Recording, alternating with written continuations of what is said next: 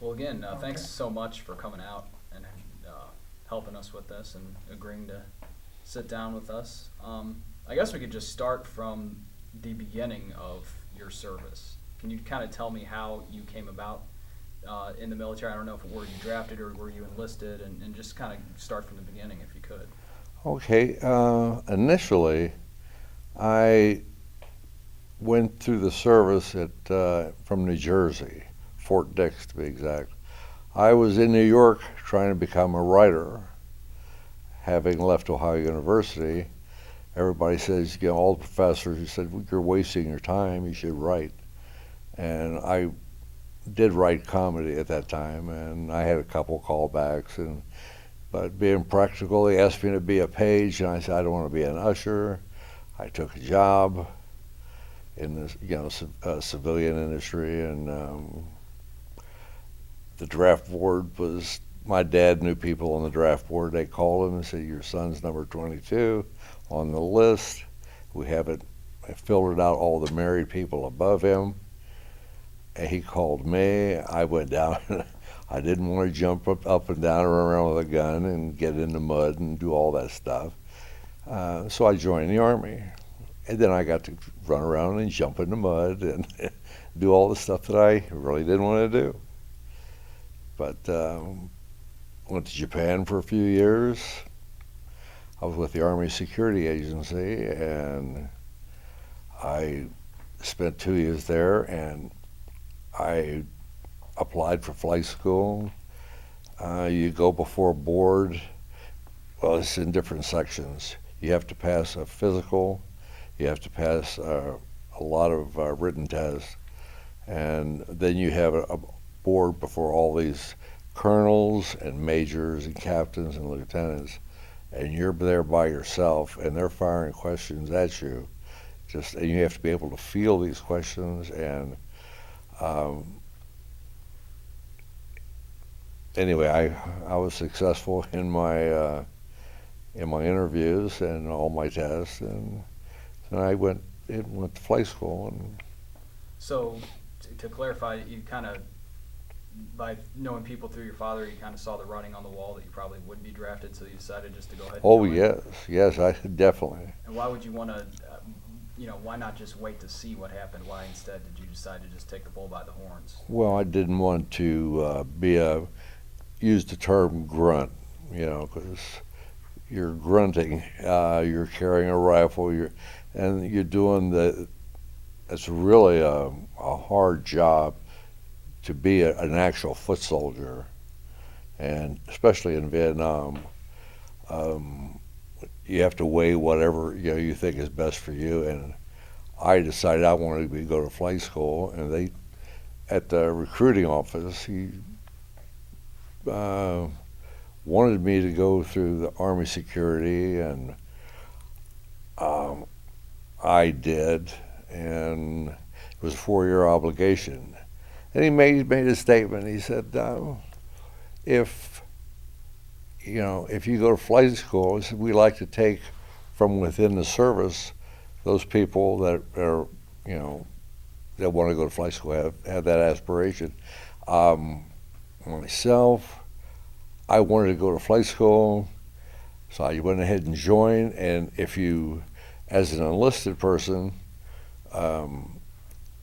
non-commissioned, you you just more or less it's I'm sorry, I lost my train of thought. It's no problem. We'll edit this later, so Okay. we're not going to air it as a whole, chunk. So Good. So we were talking about you getting into flight school, kind of having aspirations higher than just being a regular, right. run-of-the-mill foot soldier. Yes, that's my enlisted time. I enlisted for 4 years. It didn't sound long at the time, but after you realize 4 years, that's a long commitment. And I did that, and it worked out for me, but it didn't work out. I was the 1% it worked for. Some of the other guys, it didn't work out like that. they were given the same line. We're all these spiels by all these recruiters. Let's face it, they're trying to get you to join. And what I tell people that tells me, I want to be a Marine, I want to be in the Army, I do this, do that. What do you want to do after the Army? What do you have them do something for you? Don't just join. I want to be a Marine, and then do what? I want to be a soldier, and then do what? I want to do road grading. Okay, so go in, combat engineering, and some of these other fields. If you want to be in aviation, some people just like being in the military. And as a matter of fact, there's a lot of them. But What year did you join up, and how old were you? that was 63, October of 63.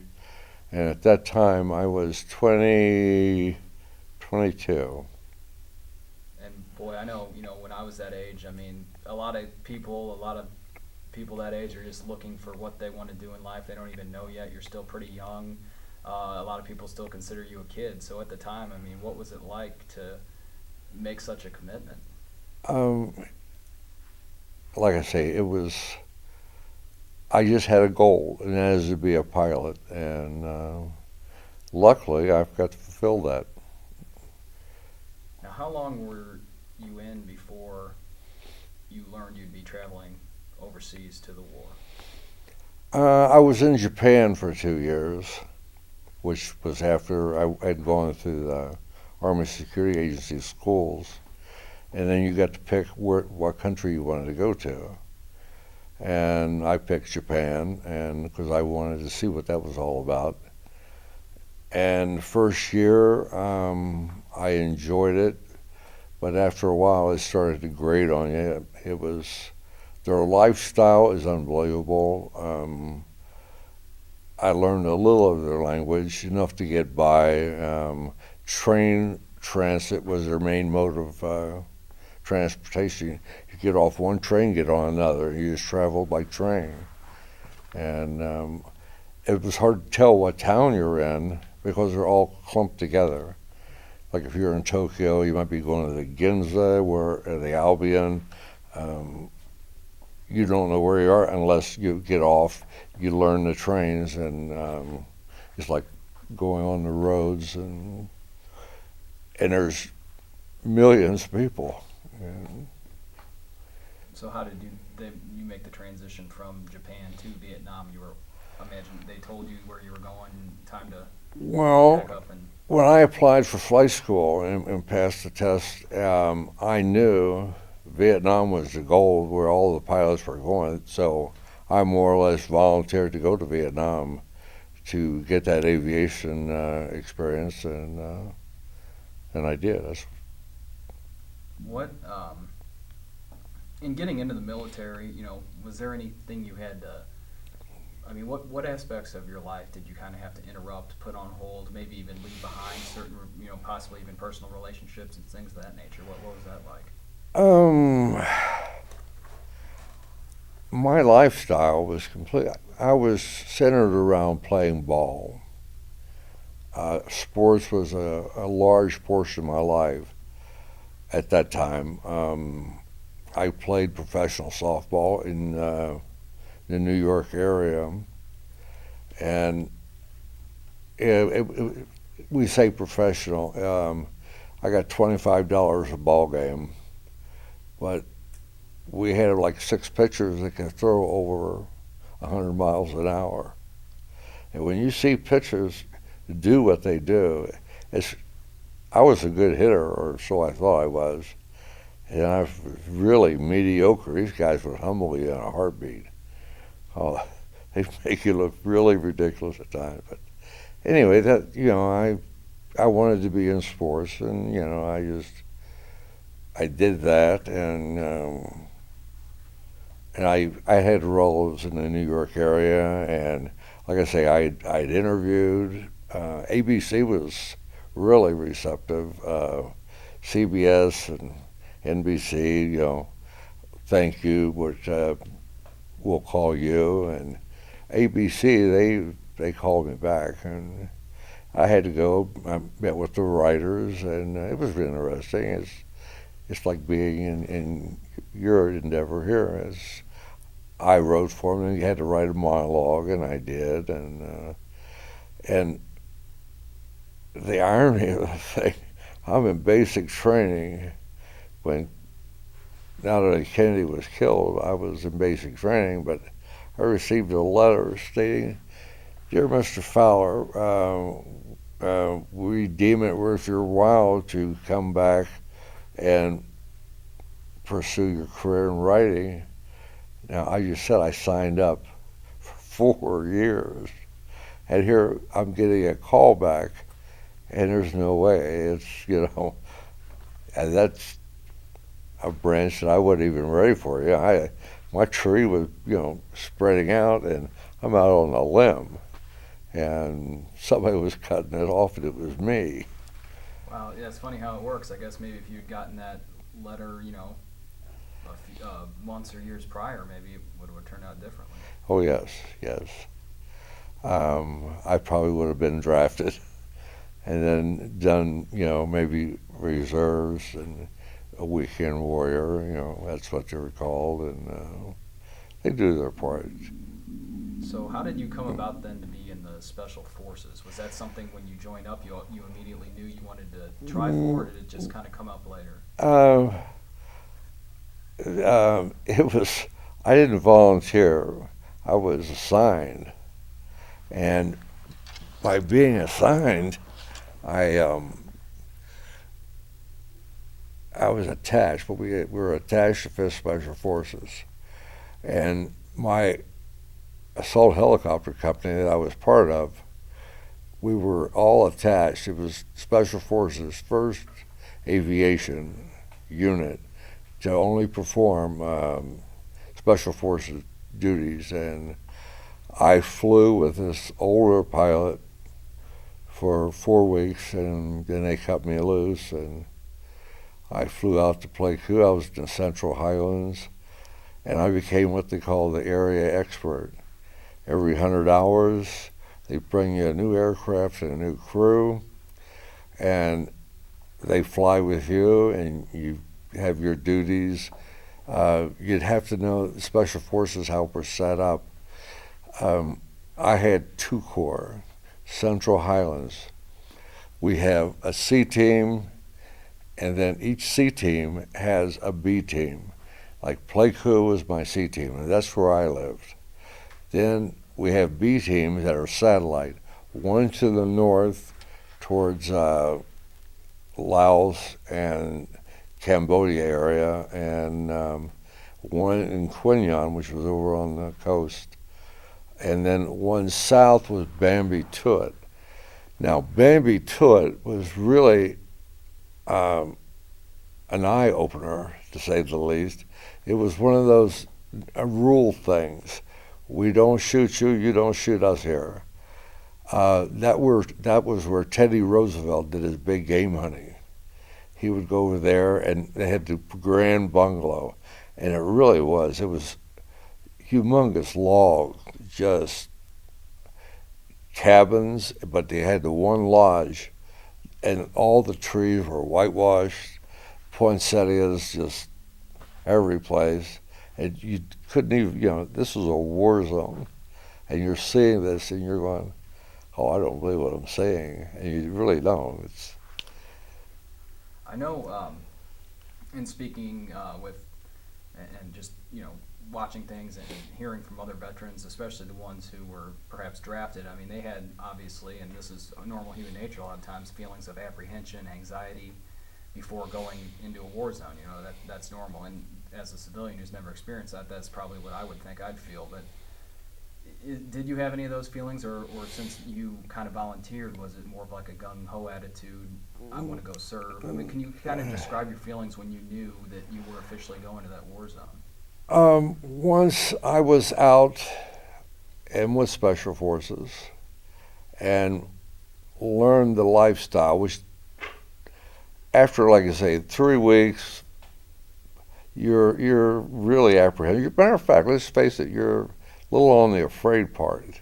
you're scared, but you're not, like it's total fright. You you just not coming out of this. You're got a one-way ticket, and you had to live that way. And once I realized that, then you become callous. It's hard to understand when people are shooting at you and you're shooting back and whatever. It's like going deer hunting and have a deer shoot back at you. Now, that wouldn't be much fun. But we weren't there for fun. And why we were there, none of us really knew. That was one question. What are we doing here? I don't know. But we have a mission, and I got shot down 4 times. That sounds really bad, but no, they took my engine, hit my engines, and we had to auto-rotate, and it was really safe. And then I had a tail boom, we have a gearbox, 45-degree angle. It's 45 degrees that turns the tail rotor in the back. And had that shot out, and then you just have to make a running and landing like you would a fixed-wing airplane, because the aircraft is, fishtailing, and you're keeping up with speed, because now you're going to have to stop. And underneath the skids is steel, and when you land, you're coming in hard and fast, and you just go ahead and land, and then you just put it all the way down. Now, auto-rotating, you're falling out of the air, you're coming down like a rock. To give you an illustration on that, flying fixed wing, you look out about a 45-degree angle, and you can see an area I can land in any of those spots. But a helicopter, you looking down, where am I going? And that's it, that's what you're looking at. And then when you get about 100 feet, you got a cyclic, and it draws the aircraft back, and then you go forward, and you have one pitch pull, and it starts at 25 feet. So this is all, everything's coming together at one time. And then when you get 25 feet, you pop it a little bit, and that slows it, and then you have one pitch, and then it just puts it down, just a normal landing. Just you practice this, when it happens, you just react. What before actually arriving over in Vietnam, what did you know about the country, the situation, perhaps through news reports or just other knowledge you had? Just what I'd seen on TV. It's like what you see now. There's somebody's trying to make trying to sell newspapers. They want everybody to, the ABC wants them to watch. So they've got all their reporters, and everything is watching. The war. Over your shoulders, and that can't be done. It could be done, but we're not effective. Everybody's, it's not realistic. But so how would you characterize that, just your knowledge of the situation before going over? See, that fooled me. In my area, Central Highlands, and south of I-Corps, the country is divided into 4 corps. I-Corps north, up by Da Nang, and then all the way down, all the way to the south. And it's just like counties, 1, 2. I was in number 2, and I was responsible for all that. And the canopies are like trifold in some areas, but what I wasn't prepared for, mountains up to 8,000 feet high. There was 2 of those. And the mountainous condition, I more or less envisioned Vietnam as one big rice paddy. And I never saw any rice paddies.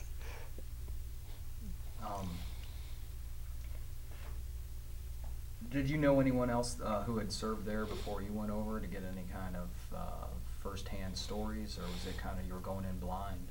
Just blind. Because I'd gone in through Japan when I left there, went back to the States to go to flight school, and then right there back, going to Vietnam, and I was really raw. Like I say, I had an old W4 that flew with me and really taught me how to fly.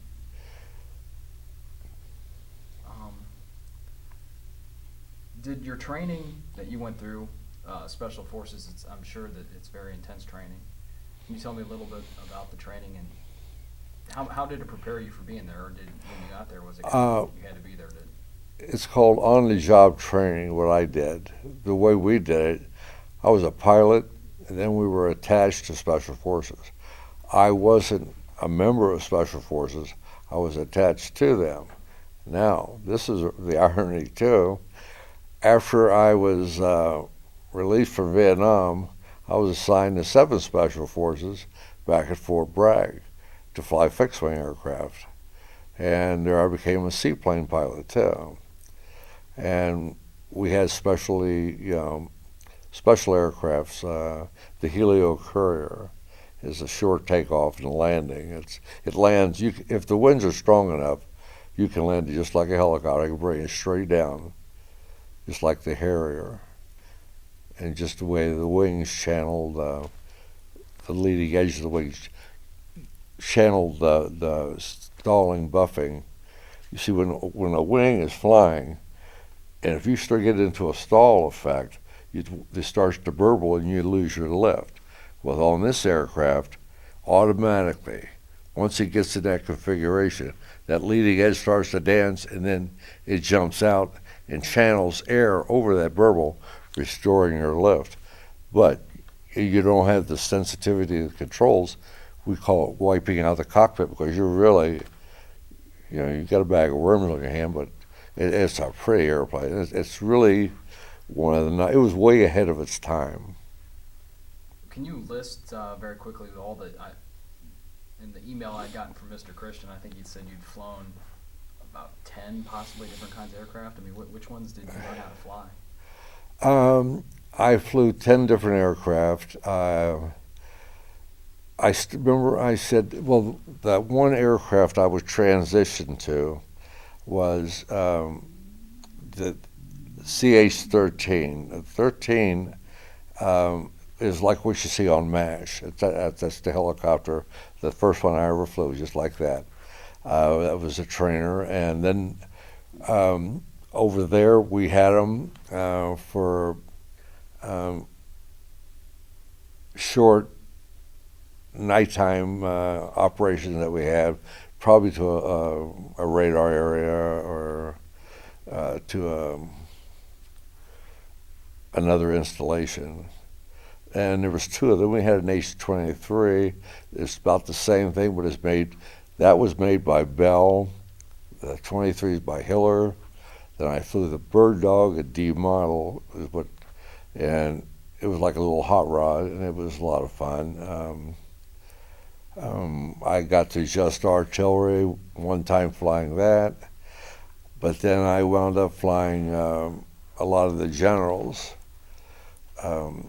I was transferred from Special Forces to First Field Forces, and then I started flying VIPs and generals, and here I flew U-8s. We have like Twin Beach, was the civilian, Queen Air, King Air, Twin Bonanza, and I'm sure I left out something, but I did fly a lot. How big of a challenge was it to know how to use each of those different types of aircraft? I would think they're different in all the specifics. Yeah, they are, but flying is still flying, and you get a feel. I had one instructor told me, he says, you get on that aircraft, you're part of the aircraft. You're not a passenger. You're the brain part. You're the one that makes this aircraft go. It functions, it does like what you tell it to do and nothing else. And that struck home. And once you adopt that philosophy, you try to keep everything really as simple as possible. You don't try to get outside your parameters of your abilities. You have to. That's when you get killed, is when you do that. But I did fly all those and different missions, and I wound up as one of General Westmoreland's pilots for his inner staff, all generals, and we would fly congressmen, and I got Harold K. Johnson, who was Westmoreland's boss, and we flew him from site to site, and we were really secured with gunships. They were every place. That was different. Just watching what these people were doing. One anecdote. What makes a general? Like I said, I was the aircraft commander, and my first time I had to pick up a general, I was supposed to pick up at 12 o'clock. We arrive on station 5 minutes before the general was supposed to be there. So we look around, didn't see anything. So we shut it down. I told the pilot to shut it down. And as it's coming down, here come these Jeeps and this whole entourage of people. Whoa. Now, see, I can't restart like your car. You got to wait till the exhaust temperature gets within starting range or you get a hot start. So I have to tell this general now he has to wait 10 minutes. His name was General Nell. Well, he turned out to be one of my favorites. But this is what makes a general. He looked at me and he didn't raise his voice. He was pretty calm, placid about the whole thing. And he said, Chief, he says, any time that I'm late, I'll buy for you and your crew. It means he's going to buy us a drink, at the club. And he says, now, anytime you cause me to be late, you're going to buy for me and my crew. He says, look how many of us we have. Right. That was it. And then he wanted, like, the pilot here sits here and I sit here. And then he had a jump seat right here at the end of the console, even though he was in the back. And he was constantly asking me questions about different instruments, what's happening, what I'm doing, why I'm doing this. And I'm talking. And every time he got out of the aircraft, my pilot would let him out. I escorted him on board, and my pilot escorts these VIPs out. And he would walk around to the front of the aircraft and, giving a salute. But he was different than the other generals. Do you remember your first mission when getting there, or at least one of the early ones? Yes, I do. And what was that? I had to recover 3 special forces bodies that the enemy ran off. Our own people ran off and left, our advisors. And 60 of them came back. They had 60 different stories, but the interpreter and the 2 SF sergeants, they didn't come back, and that was pretty terrible. There was a lot that that's something you never forget. And this was like a game. If you're out for good. It's not sitting on the bench anymore, getting back up. That realization that, and like you said earlier about were you scared? Yes, you're scared. Everybody is. But there I was scared, and then I was so mad. And you get calloused that where you'd walk across a minefield wearing snowshoes, dribbling a basketball. You don't care. Because, I've got 4 people depending upon me. Everything I say, everything I do. If I make a mistake, they're dead. So, that's... And then when I got back from Vietnam, they sent me to Special Forces. I had to go to their school. I had to go through their Q course, qualification course. So then I became, full-fledged Special Forces instead of...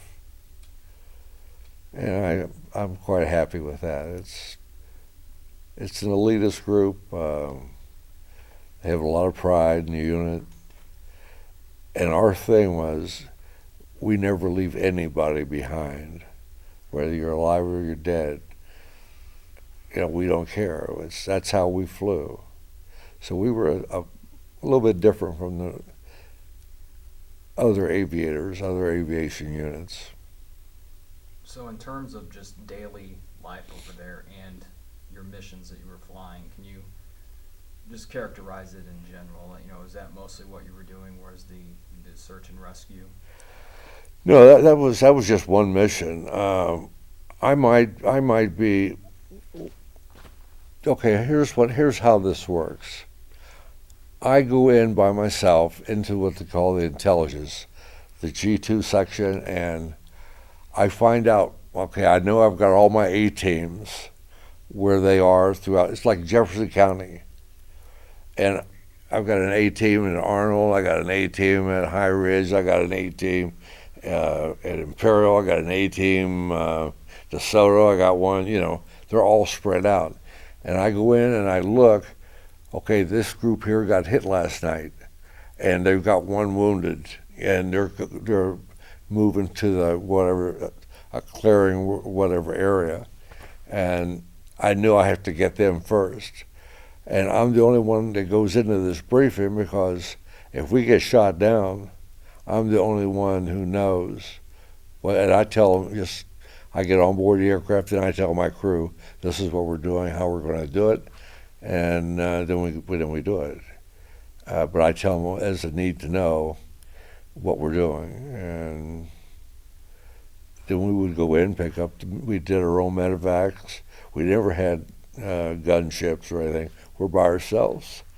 And if you've ever heard of Huey, he just wops all over the valley. And everybody knows we're in the valley. And you were shot down 4 times? Yeah. That was during Tet. The Tet offensive.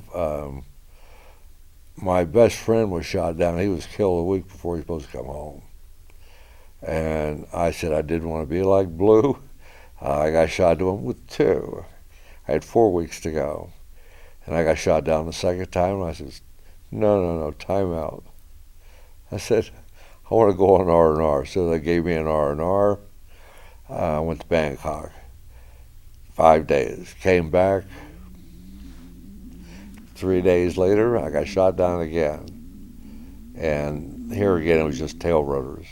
One was the gearbox, and the other I just had a high freak, and it was just a bad situation. I had to get it on the ground, or something bad was going to happen. So, with the tail section, so I had to get it on the ground. But that was it. It's nothing, no fire, no damage. Just now I could smell smoke and stuff.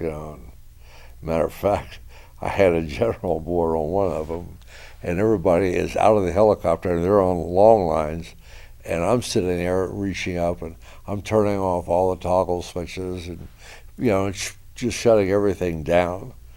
And I just happened to look over my shoulder, and this general's still sitting there. And I went, get him out of there. And not quite like that, but I get him out of there my crew chief was a little anxious. He goes, D.D. Mao. I said, he's an American, remember? That's like, General, we're on the ground. We've just had a mishap. I says, you want to get out there now. Exit the aircraft towards the front. So anyway, flying in, to the jungle, strange, very, thick terrain, strange terrain, being shot at. How difficult was that? I thought it was rather neat, really, after I got into it. And the more you know, the better you become, and then more proficient you are. It's like being a race car driver. You start off, and the better you get. The more receptive you are, it's to what's going on around you. And to see tigers, I had a tiger about 20 feet from me, from my left to the right, and I'm going, that's a tiger. I'm standing here by the helicopter, and you know, and he just went from left to right. I went, wow. But we saw elephants, and we're going to the flight line one day. I had a king cobra just come up, and it was just back and forth like that with his hood. And my driver goes over and runs over him. So I turn in the seat, see what where the snake is. There's no snake. Where's the snake? Uh-oh. Has to be in the front. Um, we stood up. We jumped out as far as we could. Come back, and I looked around the front, looked all around that Jeep. I went, I don't see a snake. Told the driver, if you get back to the motor pool, you might want to look for that snake, because he definitely wasn't in the road, and he's definitely not here. He's someplace underneath the thing. But anyway, that's... And you kind of touched on this before we sat down, but the enemy. I mean, how? Of course, they are other human beings, but what was your characterization of them? Did you ever feel any empathy for them, even though you were fighting against them? No, I didn't like those people. The mountain yards are different. The mountain yards are Vietnamese that live in the hills, the mountains, and they would do anything for us. If a hand grenade right now landed right there and a mountain yard was with us, he would jump on that to save the American. Now, the other CIDG element, the ones that we're trying to train to help defend their own country, they would run. Like I told you earlier, we had 60 and they got in a firefight. The advisors both were killed, and the interpreter, and the 60 others ran off and left them. That happened frequently. It's one of the saddest things I had to do. I had to take a son in to pick his dad's body up, and I was at Doc Toe. And the dad was an E8, a master sergeant, and the son was a sergeant first class, one grade behind. But that was sort of sad. Stupid. One thing that happened to us, we went into Delont. We were making a border type operation go, and we had some time to kill. And so I said, well, I've never been in the village of Delont. I said, we'll be here about an hour. So I said, why don't we just take the Jeep? So I took the Jeep, and me and the crew, we drive into Delont. And I said, boy, the people are really, really different. As it turned out, I bought my wife a bowl of cloth that they had made at Mountain Yards, and I bought her the cloth, but the people seemed really standoffish and strange. And 2 days later, Doc Toe got overrun. Those people that were strange, that was the Viet Cong were waiting on us. They were, well, I didn't know.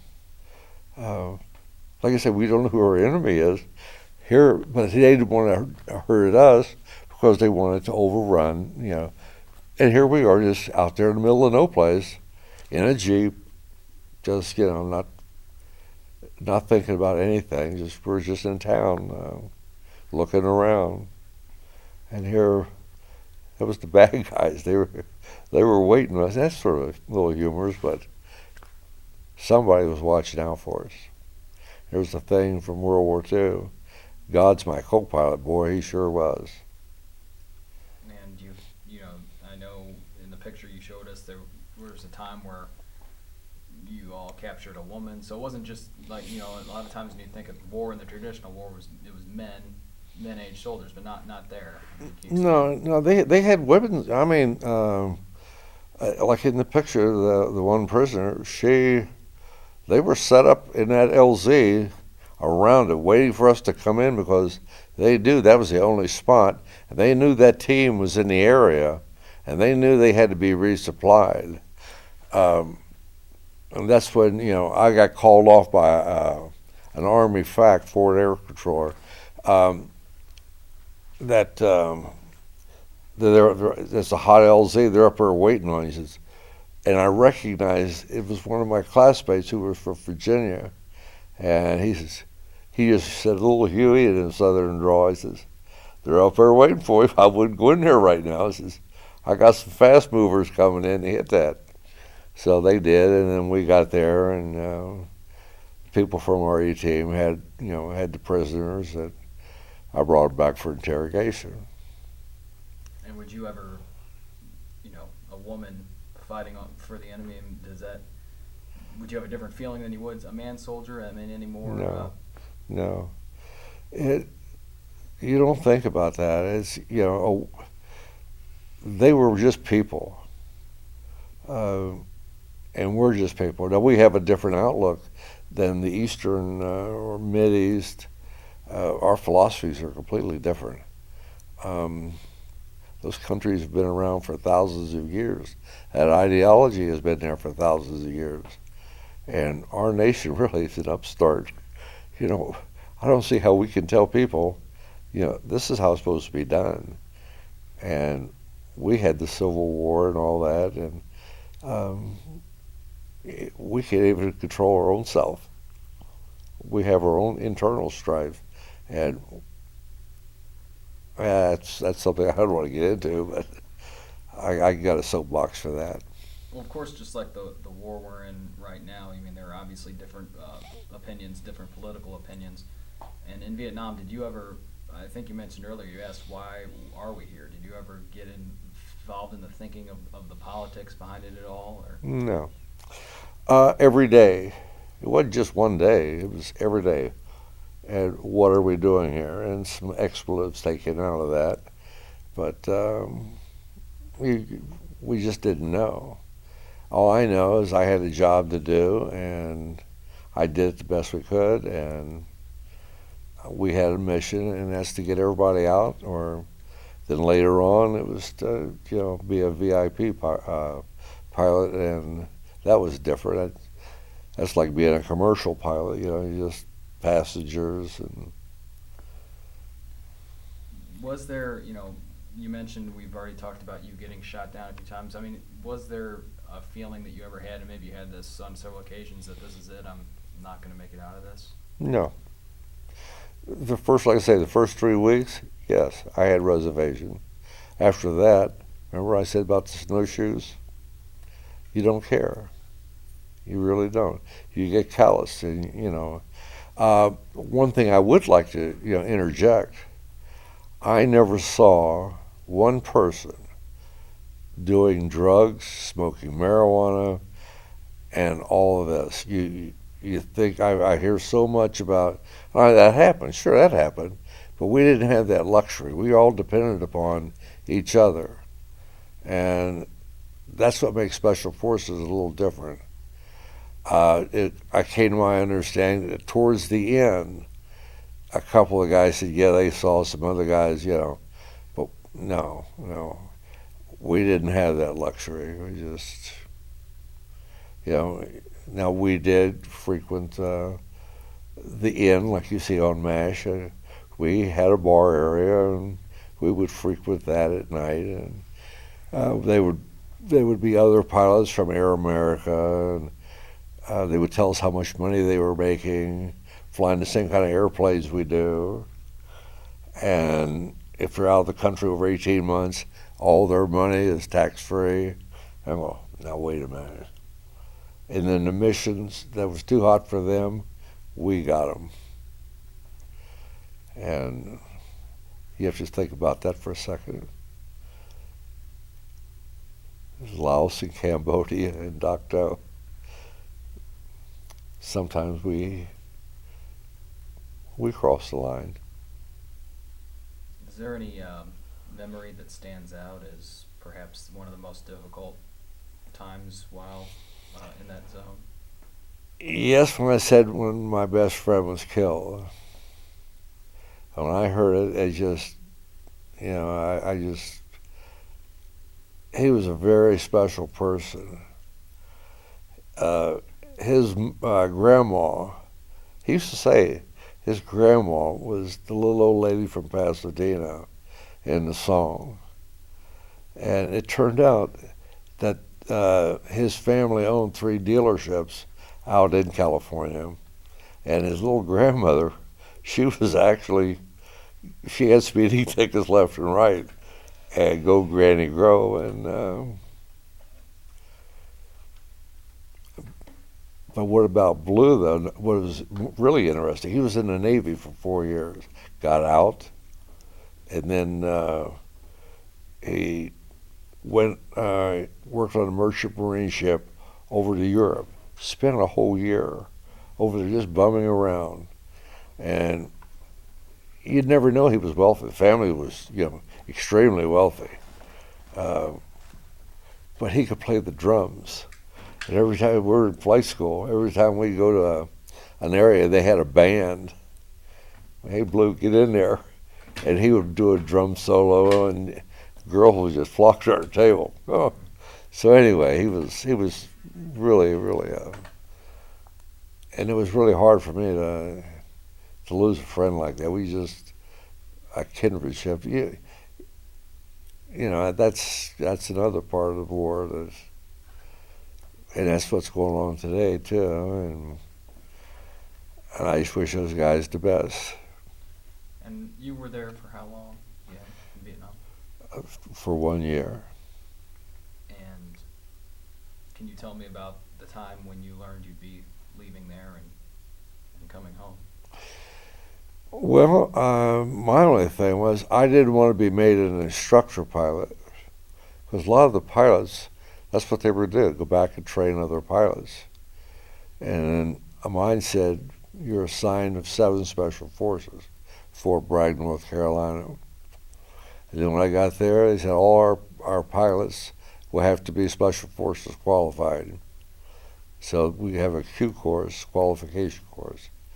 And we all did. And then I said, doesn't mine count? I've done all the jungle training in real life. I said, but anyway, we had to go to their school, and we had to graduate, and we all did that. But you came back from there to the United States? Right. I mean, when you first heard you were coming back, I mean, was it the feeling of, I can't wait to get out of here, thank God, or how do you characterize that? Oh yeah. Oh, you're a short timer, and you start counting the days off. And when you get a couple weeks to go, you like to stand down, but I didn't have that luxury, because it happened during the Tet Offensive, and everything was happening. And that's when I got, it's just, my records were closed, but I still flew. And I just couldn't let those guys do it. I had to go out there and do it too, but they had to close my records down for clerk typists and everything. You get everything in order, and before I left, that was it. I flew myself to the off-duty station there, debarkation. One anecdote, I said I flew with these generals. One general was named Gustafson. He was the chief provost marshal, the MPs, the military police. And I told him, I said, General Gus, I got a problem. He says, what's that, Ron? I said, when I came in the country, I smuggled in a little chief special, a little 38. He said, no problem. He says, when your clerk typist is typing up your orders, tell them you're authorized 138 Smith & Wesson, give them the serial number, and that's it. I said, that's it? He goes, that's it. So I came through the line, and this captain says, he's looking at my orders, he says, you have a 38 Smith & Wesson? I said, yes, I do. I said, it's in my baggage. He goes, I can't let you take that back, but I'll buy it from you. Excuse me, can I borrow your phone? And we have what we call the baby Pentagon. And I called General Gustus and I said, General Gus, I said, I did the pistol thing like you said, with the serial numbers and everything. And I'm here at the debarkation station, and I got a captain says I can't take that back, but he'll buy it from me. And then, yes, sir, I'll have a safe trip back. Hope to see you get back stateside. Same old goodbyes again. Captain, he wants to talk to you. That guy was just, what he would do, he would like buy that gun and then sell it to somebody for, but luckily I was just in a spot. That fried him. That was the end of his career. When you first got back, can you describe the first meeting you had with your loved ones and family?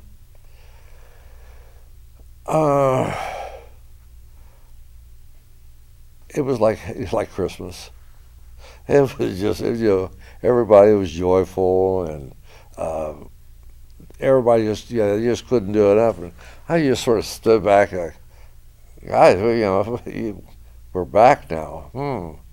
And they just, everybody, they just family-wise. Unfortunately, a lot of people that weren't family didn't like what we were doing, and they were protesting. You had to be in that era to understand.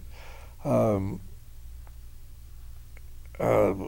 a very popular thing at all, and especially special forces people.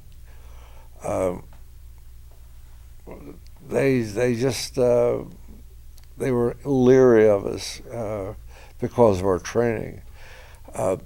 See, you have to be in special forces. You have your MOS. You have to have two jobs. You might be in combo communications, but then you have to be a medic. A medic. That's 50 weeks at Fort Sam Houston, and you come out of there. You're like a doctor of the general practitioner in the 40s. They could do minor operations, just minor stuff they could do. And we did villages. That just popped in my mind. We had a team that went in and they gave vaccinations and, this and that. Just when they gave immunization shots to some of these people, you probably want to edit this. The Viet Cong came in and they cut their arms off. And they were really horrendous. And when you say, see, there's some underlying stuff, women or whoever. Now, these people weren't very nice. And you can't be very nice dealing with them. You have to be in their ballpark. But, they were very, very crude. And there was no love lost. They didn't like pilots, and they didn't like special forces. Now, where do you think I stood in the list? A special forces pilot. You touched on the protesters. I've seen that Yes. in history books and in classes. And so, can you describe how you've? I mean, did you see any of that firsthand right when you came back? Yes, we came into Travis Air Force Base, and I went down to Los Angeles to catch a flight to St. Louis. And protesters and people spitting at you and, just throwing things at you. And just like, yeah, guys, we really wanted to do that, We had our big time over there, it was, no. They were ignorant too. where we were all ignorant of what was going on, what we were doing, what they were doing. They didn't want us over there, and we surely didn't want to be there either. But we had a job to do, and we did the best we could. So can you describe how that made you feel, though, like coming back from that ordeal and then having to face that? There was no joy. There was just like they don't, I just couldn't understand it. What we do, I want to put another group of people. We had gone to New Hampshire. We did what we call special forces. We do field training exercises. We play war games all over. And we infiltrate a town, and we take over. We work in the gas stations, in the grocery stores, contracting, doing it. We have two groups. We have bad guys and the good guys. Well, we're in New Hampshire. Those people are so patriotic. I mean, the flags flew every day. People invited us in their homes. Restaurateurs would buy us our own dinners. Wouldn't take any money. Those people loved us. I mean, I was completely shocked from one extreme to the other, from people that really didn't like you to people that really loved you. And I think that has a lot to do with like our experience with the mountain yards. The people from the mountains, they're up there. They're in the mountains. People in West Virginia, they loved us. I think we just relate to mountain people. Or how did the serving in a war change your outlook on life after that? Remember I said I did comedy. I don't say things as funny as I once did. I've been trying to write a book for the last 20 years, but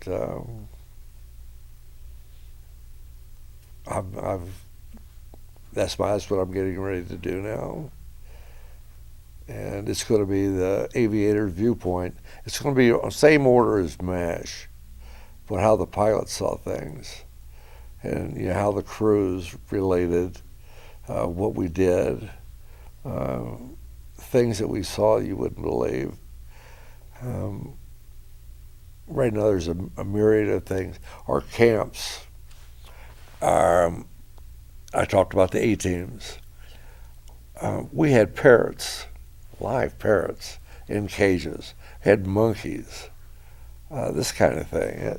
It was, and then there were French journalists, and I wasn't very nice to those people, and they wanted to interview me.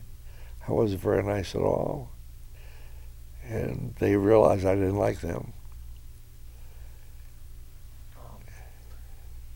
Was there, you hear and different people deal with these kinds of things differently, but there's some veterans who I know had trouble sleeping, who post-traumatic stress disorder. I mean, did you ever go through anything? Oh, sure.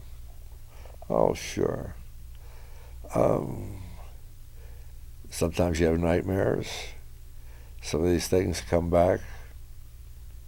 My wife's often said, she hears me barking out orders, and I feel sorry for these people that are really. See, PTSD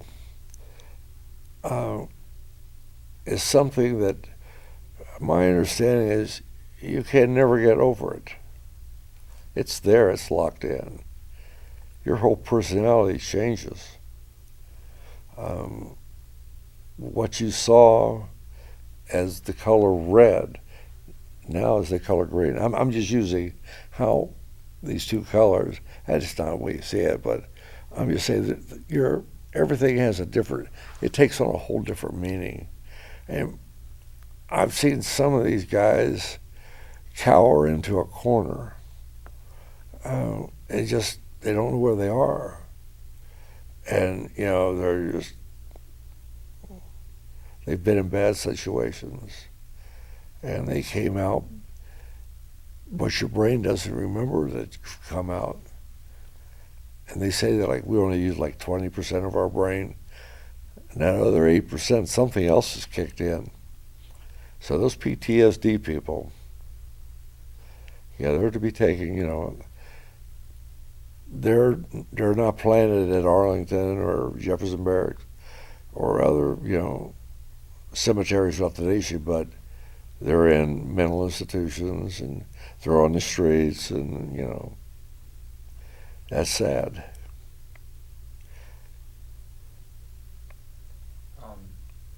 Those are mainly most of the specific questions I had. Is there anything that we didn't ask about, or anything that you want to touch on? Any other points you'd like to get across? Well, my biggest thing was, not everybody was doing drugs. Yeah, I hear that, and people think that, no, we never saw it. So when you see some of these Hollywood movies, I mean, how big a difference is it from what you see on the Hollywood movies from what you really experienced then? Like the movie The Green Beret with John Wayne. You can sure tell it was Hollywood. First, he's a colonel. Well, in Vietnam, all we had was one colonel. We didn't have a general. But one thing I would like to explain, Special Forces, like I say, was brought back, reincarnated from World War II, and Kennedy had him doing special tactics, and he was developing an elitist group. And a little humor injected here. He knew that down there, some of them had started wearing green berets, and which was non-military. You're not wearing those. But he knew it, and he called General Yarborough. He said, General, I'll be in Fort Bragg on next Tuesday. I want to see all your people wearing green berets. Do you have a problem with that, General? He said, no, sir. Well, they did have a problem. Not everybody had a green beret. Green berets were hard to come by. He wants to see everybody in green berets. So what they did, they took Girl Scout hats, cut that little thing off the top. Okay, you guys, you stay in the back. You're wearing your green, and they were Girl Scout hats, and that's some of the humor that I liked. One thing I did want to touch on again or ask about, and we kind of talked about this before we came over to the camera, but you said that there were some days maybe you 3, 4, 5 times take off and land, and can you characterize that again on how much you were doing these missions, and how was it kind of nonstop? I mean, was it intense? And just kind of give me an idea as someone who's never been there to characterize that for me. Okay, I might, let's say I was usually Jefferson County. I might have a mission to go to Arnold because we had wounded down. I had to go get him, bring him back. Okay, that's a sortie. That's a mission. And then I have another mission to do this, maybe to insert people or extract people. Just during the course of the day, I was just going all over doing different things like that.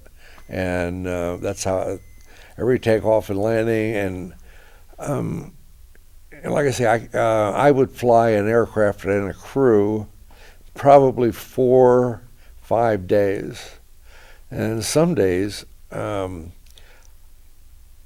remember one time, and we flew so much that I wore my sunglasses, then I had a black visor, then I pulled down, and I was tired, you're brain weary, and you're dangerous. I've got my spotlight on, my searchlight, and I'm trying to see it because we're coming in for the day. And I'm telling the crew chief, I'm barking at him to get this thing fixed. We get on the ground. I said, we got to be ready to go. And, I'm just doing whatever. And then I took my helmet off and my sunglasses. And it was getting dusk. It was getting late. But you could see the searchlight on. And they were all sitting there going, oh my God, what's he doing? I don't know. It's just, my brain was overworked. I was overtaxed. Yeah, and that happens when you have long days, actual 13 hours, actual in the air, 11 hours, 9 hours, and you put those together, then, you're not going to make rational, you have to have a standout time. And, yeah, it's... My tapes are done. Okay. Do I need to get some new tapes, or you think you're done? Unless there's something else you want to add or ask about. I think we're fine. Are Okay. you comfortable? Or is Oh, there yeah. anything to add? Okay. I think if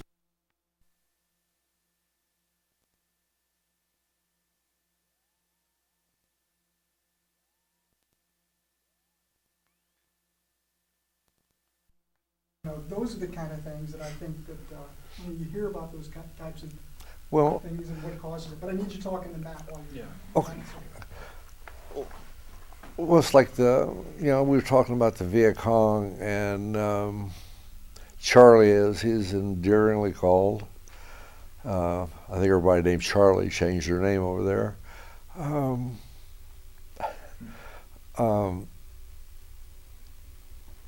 He was an adversary that I can't understand how you can be inhumane to another person the way they were, to sever an arm, behead somebody, this type of mentality. I just, I wasn't prepared, and I saw things that looked like the bullet had taken him out. The glance went northward in his body towards the top. The other one, they gouged his eyes out. They skinned him alive. Now this, the older pilot I was with, he said, "Don't look." And I wish I'd have listened to that, because I see that from time to time. And I've told myself, you didn't see that. One thing I like too, people say, let it go. Let it go? How do you do that? Let it go. Martha, just say no to drugs. Let it go. When you live it and you see it, and, like I say, a lot of people don't want to talk about it because it brings back horrific things that they've seen. Like, what I'm saying isn't that nice. Did I shoot people? Yes. Did they shoot at me? Yes. Did I worry about, killing innocent people? No. I did have a game I played. Charlie, he's not stupid. He's carrying his weapons. He's on the road. He's moving, and they're moving in groups of 4, 5, maybe 6, and you're flying up. They see you and they start waving. As you look down, I call the A team is in that area, and I give them the coordinates. You have any friendly people in such coordinates? That's negative. And then I just go behind the mountain and come down, and I told you how we just auto-rotate. We just drop out of the air just like that, and we catch ourselves, and he realizes, well, he was caught. He's caught out in the open, and that it's like going deer hunting. But I did that. I caught him. One of the biggest catches for me, I was flying and just come up over the hill, and I was just playing around, just having a good time and popped up over this hill, and Charlie was moving down, had a mass of people, and there they were. And I gave the coordinates out, and we had a card we read from. It tells you how to adjust artillery, and then on the way weight and all this, and splash weight. It means the round is hit, I'm gonna readjust it. Like if I'm gonna hit a target, I give you a set of coordinates.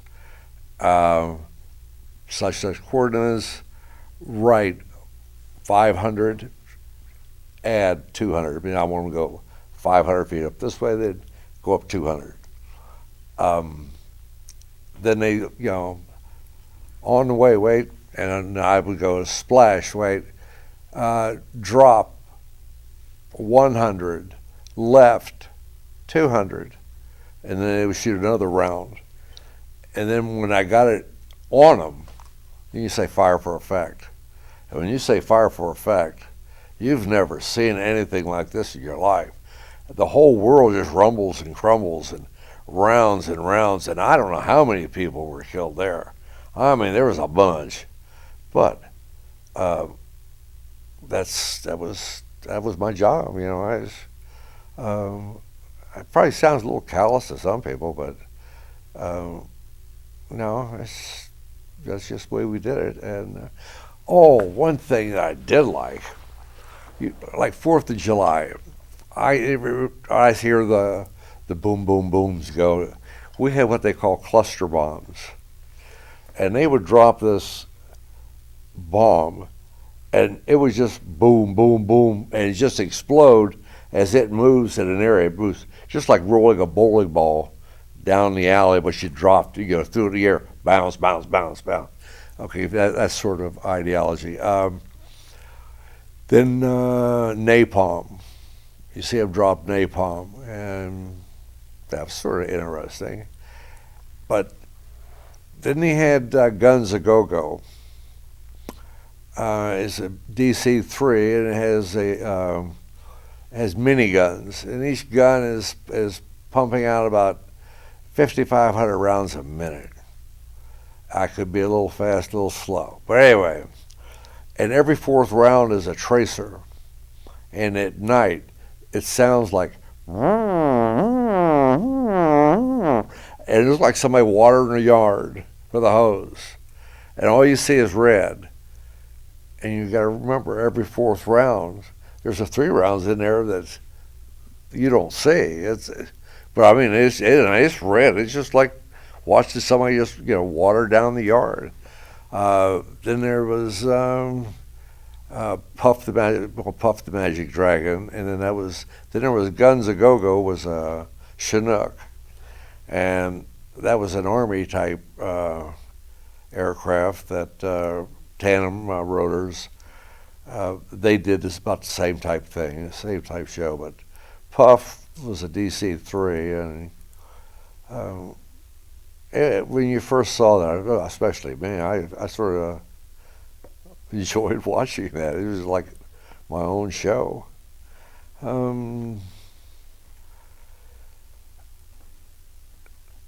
That and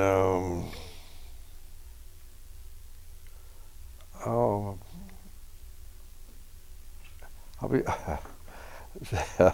yes, up in the mountains. We're way up in the mountains. It's probably elevation about 7,000 feet. This is, like I say, I wasn't prepared for this 8,000 feet high mountains, and it didn't have the roads and such, and boy, it was harder to traverse. That terrain. You had to climb, move over, and I had to try to land. Sometimes you could only land and put one skid down, and the weight load. It's to see weight and balance. Big gunships. We sit there in big bladders of fuel, JP4. This is high grade of kerosene. They had bladders. You see signs like "We don't give green stamps." They used to give stamps at local service stations back in that time. You get redeem them for dishes or whatever a TV set, or if you have 1,000,000 of those, I don't know. But anyway, big signs that we don't give green stamps, a little humor. But I saw these gunships come in. Like I say, I didn't fly with the guns, and I was watching them, and they're really heavy. And their aircraft, they've got B models and C models, and they're shorter. The blades, the rotating wing, and they're shorter but fatter, and they can maneuver. And but to see them try to get off the ground, so when you're flying a helicopter, you pick it up to like about a couple feet off the ground is about all we really got, but then you just start going forward, and about 15 miles an hour you go through translational lift, and that's when you go from hovering to flying. You hear it whop, whop, whop, and all of a sudden it takes off. And the way a lot of times we just pick up, if I have to clear a barrier, I pick the helicopter up and I look out and I say, okay, I'm watching where the blade of grass isn't blowing anymore. So I know right there is where I'm going to start flying. And now can I climb past that tree? Yeah. I learned how to use the aircraft to chop some fine branches, not big branches, but little ones, and we had to use that a couple times because the leading edge on a Huey blade is steel. Then it's corrugated aluminum or an alloy that's covered, but steel in the front. And what I didn't realize at the time, I was coming in, I had to go through some trees, and the village was surrounded, but I had to get in there, and they had 2 wounded, and they had an Air Force pilot who was going on a recon. He had never been on a recon, and so he was out there with us, and they just got caught. And I had to go in and ammunition and pick up them, and they had more troops coming in to reinforce that area. But it's just like in the movies. I had a lieutenant on the ground. I said, I tried to find out where the highest concentration of enemy fire is. And it's coming from our left or right or wherever, north, south. They're giving me directions. Like he said, he says, we take a step in any direction, we're charging. We're trapped. And so I came in and I had a choice of 2 trees. I could see this dead one, and I went through it, and I'm really heavy. I tore off some of my blade, and they come over and say, you better want to shut it down. It's just, you've lost something. I know. If it'll hover, it'll fly, and it did. It hovered, and I put the wounded on, and the Air Force pilot, and we got out of there. But, it was. When you're flying and you're getting shot at, I mean, what can you? Well, probably not over the sound of the aircraft, but can you? What do you see, and what do you hear it hitting you? Do you see just little flashes coming at you? I mean, how does that look? I can't imagine how that would look. Besides what I've seen in a movie. This is sort of funny too. We had come into an area to refuel with these bladders, and a place called Cheerrail, and we came in and we were out, and we had trouble with our battery, getting a start. And this Air Force faculty came in and we told us, we need a battery. We don't. He said he would get us one and bring it back to us. And we're sitting here and we're outside the helicopter and our helmets are off, and I hear this just buzz. What's that? A buzz. That's a bullet. Somebody's shooting at us. Charlie, he saw us there, and he was just one, and saw which direction it was coming from. And I started up this draw. I had put one machine gun off to the right, one off to the left. I said, and I started up this draw, and I get about 50 yards away, and I'm going, "What are you doing out here, stupid? I don't hear anything." Is he coming down the tree line there? Is he coming there? He saw me. Why don't you get back here? Get back where you belong. And we think you are John Wayne. Just get out of here. What are you doing up in this draw? No, but I carried a submachine gun, a Swedish K 9mm, and we had one magazine taped in, two hanging down, and it's fully automatic. I could just pop by the pressure pull, and that's the type of armament. What we would do, being as we're by ourselves, if we're making a pass to hit the enemy on our left, my side, well, we trim it back so the cyclic, if you get hit, you're going to let go, and the nose is going to pitch up, because right now we got it trimmed, backwards, so the nose would pitch up, and that tells the other guy that's shooting, hey, I'm hit. You get back on. You quit doing what you're doing, and that's make one pass that way, and we turn and come back and make another pass. And I know you mentioned, and hearing again, in the history books, just how inhumane some of the Charlie, Viet Cong were. And I mean, would you ever see that, that they would massacre some of their own peoples, or at least some of the Southern Vietnamese? Would you ever see those kind of sites, like just? Yes. Yeah. What was that like? You just don't, like I say, you can't believe that people are that insensitive to other people's lives. I know I couldn't see it. I couldn't justify that. There's no way. To have your arms cut off, little kids,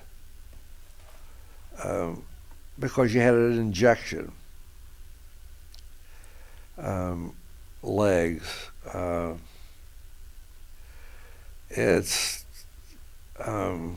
I walked. One thing, yes, one thing just came to mind. They had the plague over there, and the plague. The first time I saw this woman, I had jumped off top of the helicopter and cut my hand a little. I said, "Where's Doc?" He says, "Well, he's in back in the operating room." So I go in there, and this woman is racked with pain, and you see her. She was all gnarled up, and I looked at her. I said, "What's wrong with her?" He's got the plague. A plague. Oh, and I got an open sore. Is that an airborne thing? So I backed out of there. He said, "What's wrong?" I said, "I cut my hand." I said, "You want to take a look at it?" He goes, they had ice all over, and her temperature was up over 106. He said, she lives, so she's going to be a vegetable, but I'd never say but the plague was there, and that was something from medieval days. I thought that was all gone. One humorous thing. I was dropped off with Special Forces, and I had to report the next morning, so I did. And they showed me where I was going to sleep. They gave me a room and all that, and that we had to build. But I had to get a shot, and they had a battery of shots. Oh, before you go there, you have a myriad of shots, but they had this humongous thing, and he said, "Sir, you have to have your shot." And I go, "Yeah, right." It was like something you'd give a horse. No, something you'd give an elephant. I mean, it was big. And I went, "Yeah, right." Scare the new guy. He said, "No, sir, this is for you." I said, "No, I don't think so." I said, "No, really, you have to take this." And it was gamma globulin, to build your immune system. and you have to bend over and they stick it in your hip, and it takes a while for them to administer. They can only so much, and then it goes down again. And it seems like you're there for a long time, but it did. Well, it was sore for a while too. But things like that. So there's a lot of things that you see that, you just, and you do, and you forget. And I'll never forget that shot. Mm-mm.